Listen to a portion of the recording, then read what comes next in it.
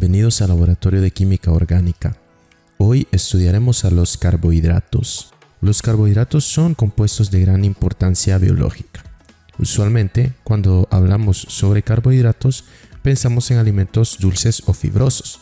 Sin embargo, son compuestos con una gran cantidad de funciones biológicas diferentes a la nutrición. Después de las proteínas, son las más abundantes en los sistemas vivos, principalmente por su valor como fuentes energéticas. Producen 4 kilocalorías por gramo y cumplen también otros papeles como intermediarios del metabolismo en otras moléculas orgánicas, como aminoácidos y ácidos grasos. También tienen funciones estructurales en las membranas y paredes celulares de distintas organizaciones vivas. Químicamente, son aldehídos o cetonas con muchos grupos OH, por lo que se les llama aldehídos o cetonas polihidroxiladas, aunque para simplificar este término se les conoce simplemente como carbohidratos, en referencia a que casi todos los carbonos se acompañan de los átomos que componen el agua, HOH. De ahí viene el término hidratos de carbono o carbohidratos. La presencia de los grupos funcionales carbonilo e hidroxilo dan características químicas y físicas particulares a estas moléculas, porque aunque químicamente sean aldehídos o cetonas, no tienen exactamente la misma reactividad que los aldehídos y cetonas. Sí desarrollan reacciones similares, pero la presencia de los grupos OH los vuelve aún más reactivos. Son polares, los más simples solubles en agua, son ópticamente activos. Los carbohidratos presentan tamaños moleculares muy diferentes. En función de ellos se clasifican en monosacáridos, disacáridos, oligosacáridos y polisacáridos. Las estructuras más simples que pueden considerarse como carbohidratos son los monosacáridos, cadenas de hasta 9 carbonos con presencia de, como señalamos antes, un grupo carbonilo y muchos grupos hidroxilo. No pueden hidrolizarse para dar azúcares más sencillos. Los monosacáridos se clasifican según la posición del grupo carbonilo en aldosas o cetosas y también por el tamaño de la cadena, en triosas, tetrosas, pentosas, hexosas, heptosas, etc. Dos monosacáridos se unen por medio de una reacción entre sus grupos OH, una condensación, formando un enlace glucosídico. El carbohidrato resultante es un disacárido formado por 2 unidades. Si la cadena tiene 3, 4, 5 hasta 9 unidades, es un oligosacárido. Si tiene 10 en adelante, es un polisacárido. Los polisacáridos son compuestos complejos, pueden tener cientos o miles de unidades en cadenas lineales y ramificadas. Se dividen en homopolisacáridos y heteropolisacáridos según estén formados por el mismo tipo de monosacáridos o varios diferentes. Esta organización, además de mostrar distintos tipos de carbohidratos, determina aspectos diferenciales en las propiedades físicas y la reactividad de los distintos tipos de carbohidratos. Al ser familias complejas, el estudio cualitativo de los carbohidratos en el laboratorio de química orgánica se basa mayormente en pruebas coloreadas para distinguir ciertos tipos de carbohidratos o características específicas en estas moléculas. En esta práctica distinguiremos carbohidratos reductores de no reductores, identificaremos cetosas, monosacáridos, polisacáridos, entre otras reacciones importantes de identificación. Empezamos con la prueba de Barfoed, una reacción de diferenciación que permite distinguir monosacáridos de disacáridos. El reactivo de Barfoed es débilmente ácido y es reducido mucho más rápido por monosacáridos, formándose como producto de reacción óxido cuproso, un sólido de color rojizo o rojo ladrillo. El cobre se reduce de ion cobre más 2 a cobre más 1. Los disacáridos reductores podrían también reaccionar a esta prueba, pero lo hacen muy lentamente, lo que permite diferenciar al monosacárido del disacárido. Para desarrollar esta prueba agregamos a un tubo de ensayo 2 goteros, aproximadamente 1 mililitro de glucosa, y a otro tubo 2 goteros de sacarosa. Y agregamos también 2 goteros del reactivo de Barfoed a cada tubo. Al ser reacciones de identificación, pues podemos ser menos estrictos en el uso de cantidades exactas.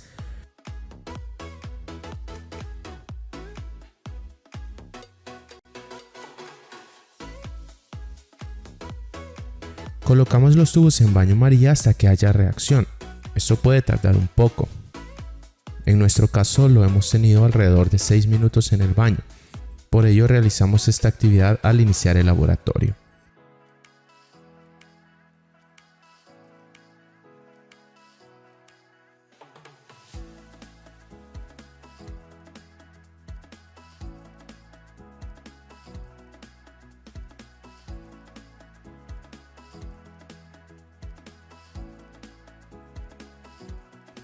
Al sacarlos del baño podemos observar, aunque en poca cantidad, que se ha formado un sólido color rojo en el tubo con glucosa, como evidencia de oxidación del carbohidrato monosacárido.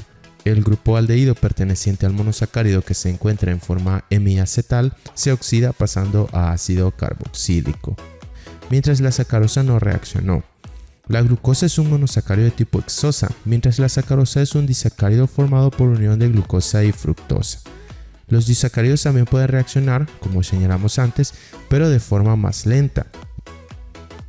Al dejar reposar los tubos un minuto, podremos ver la sedimentación del sólido para que el producto sea más evidente.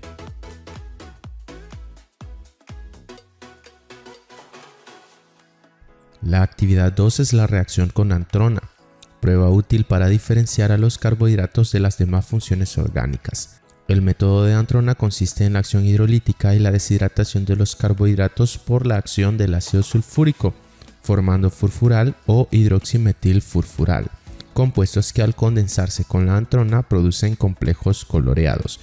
En 3 tubos de ensayo adicionamos un gotero de reactivo de antrona y luego las distintas muestras. Al tubo 1, 2 goteros, 1 mililitro de glucosa.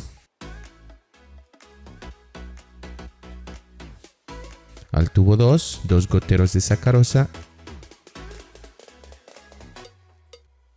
Y al tubo 3, un gotero de etanol.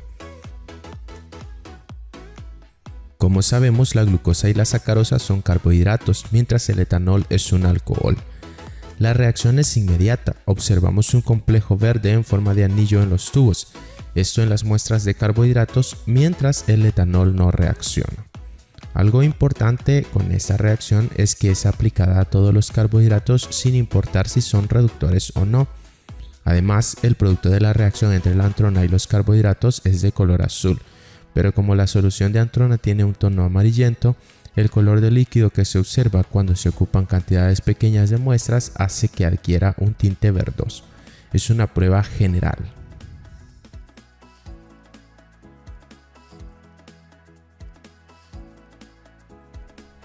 La actividad 3 es la prueba de Benedict. Sirve para reconocer azúcares reductores basado en, al igual que la prueba de Barfold, la reducción del cobre de +2 a +1.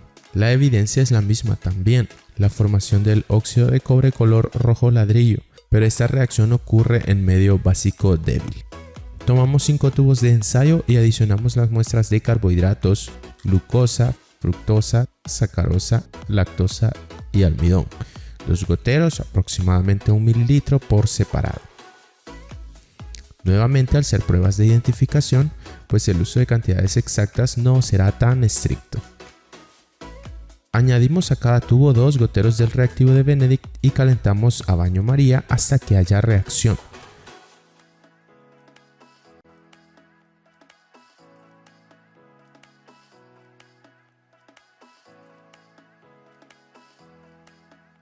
Al ser 5 tubos en forma simultánea, debemos rotularlos correctamente para no confundir los resultados.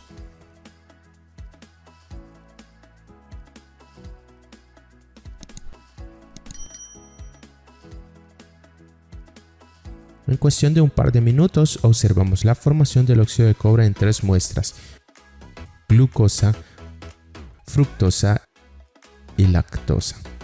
La glucosa y fructosa son monosacáridos y todos los monosacáridos son reductores porque presentan su grupo funcional carbonilo libre. Aún en su forma cíclica, el carbono anomérico se encuentra libre. La lactosa es un disacárido reductor porque aunque presenta unión glucosídica entre 2 monosacáridos, glucosa y galactosa, hay grupos carbonilos libre o carbonos anoméricos que son los que se oxidan. Esto no ocurre con la sacarosa, que tiene sus 2 grupos carbonilos en el enlace glucosídico. Es un azúcar no reductor y se comprueba al no reaccionar con Benedict. Y el almidón, que es un polisacárido complejo con cadenas lineales y ramificadas. Los polisacáridos son azúcares no reductores.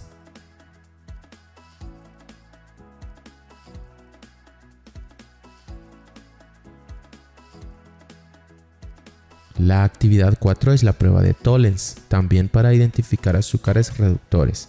La reacción se basa en la reducción del ion plata a plata metálica y se pega en las paredes del tubo, lo que se conoce como espejo de plata. Esta reacción la estudiamos antes para aldehídos y cetonas, al igual que Fehling, son agentes oxidantes suaves, relacionando en este punto que los carbohidratos son aldehídos y cetonas con otros grupos funcionales adicionales. Al igual que la prueba anterior, tomamos como muestra por separado 2 goteros o 1 mililitro de glucosa, fructosa, sacarosa, lactosa y almidón, y en cada tubo agregamos 2 goteros de reactivo de Tollens y llevamos a baño María hasta que ocurra la reacción.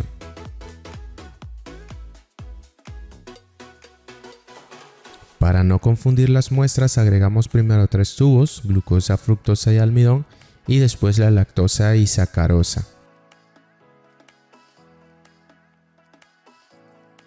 En un par de minutos se empieza a formar el espejo de plata en los azúcares reductores, que como describimos anteriormente son, en el caso de las muestras utilizadas en esta prueba, la glucosa, fructosa y lactosa, no observando reacción en la sacarosa y el almidón. Como mencionamos antes, los aldehídos se oxidan con Tollens mientras las cetonas no.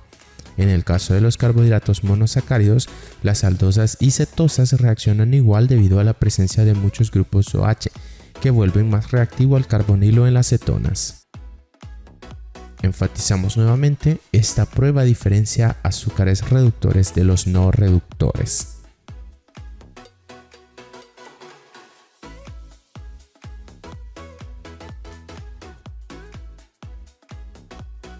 En la actividad 5 desarrollamos la prueba de Selivanov, que es específica para cetosas. Diferenciamos cetosas de aldosas porque aunque reaccionan, las cetosas lo hacen más rápido debido a que tienen los grupos OH más expuestos que las aldosas. Es una reacción de deshidratación y está basada en la formación de furfural o en un derivado de este y su posterior condensación con el resorcinol, dando un complejo color rojo fuego para cetosas y rosa para aldosas. Para ello agregamos 2 goteros, 1 mililitro aproximadamente de fructosa en un tubo y la misma cantidad de glucosa en otro, y agregamos 2 goteros del reactivo de Selivanov a cada tubo. Sabemos que la glucosa es una aldosa de 6 carbonos y la fructosa es una cetosa de 6 carbonos, lo que nos orienta qué resultado deberíamos obtener. Calentamos ambos tubos en baño María hasta observar la coloración esperada en el tubo que contiene la fructosa. Los disacáridos y polisacáridos no reaccionan a esta prueba. Sin embargo, diversos ensayos reportan resultados al reaccionar muestras de esos carbohidratos con Selivanov. Eso es así porque en esos casos ocurre de manera previa una hidrólisis ácida de los carbohidratos complejos, pues el reactivo de Selivanov está conformado por ácido clorhídrico entre otros componentes. Entonces se liberan los monosacáridos durante la hidrólisis y estos son los que reaccionan con Selivanov.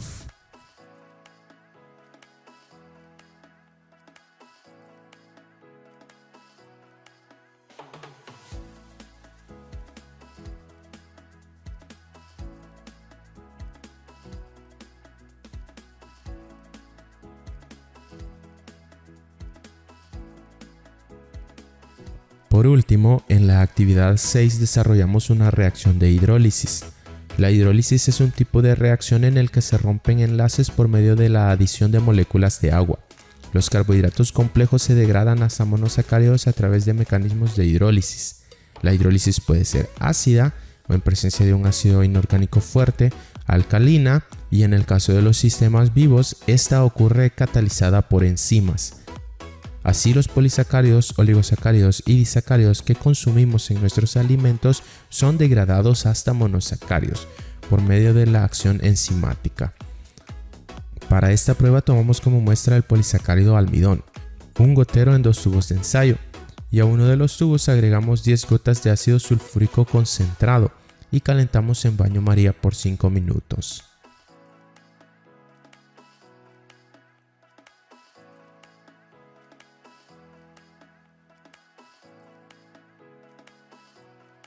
Pasado ese tiempo, sacamos el tubo y agregamos una gota de Lugol a cada tubo. La reacción con Lugol es una prueba típica para detectar polisacáridos no ramificados como la amilosa, que es parte de las cadenas de almidón, y el glucógeno. En presencia de esos polisacáridos, el Lugol se vuelve de color azul oscuro.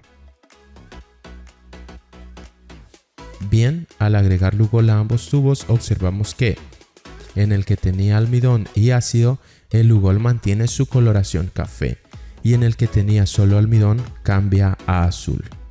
¿Cómo se explica esto? Bueno, volvemos al concepto de hidrólisis. El medio ácido permitió el rompimiento de los enlaces glucosídicos, convirtiendo el polisacárido en cadenas cortas de carbohidratos.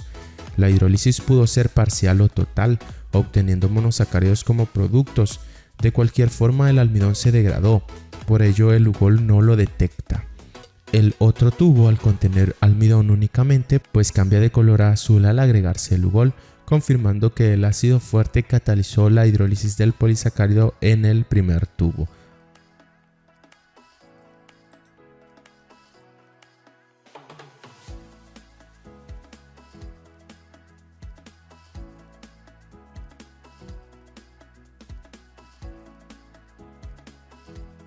Este ha sido el video de hoy. Si te gustó, suscríbete, dale like y comparte este contenido.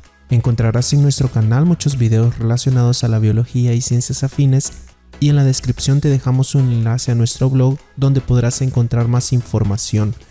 Hasta la próxima.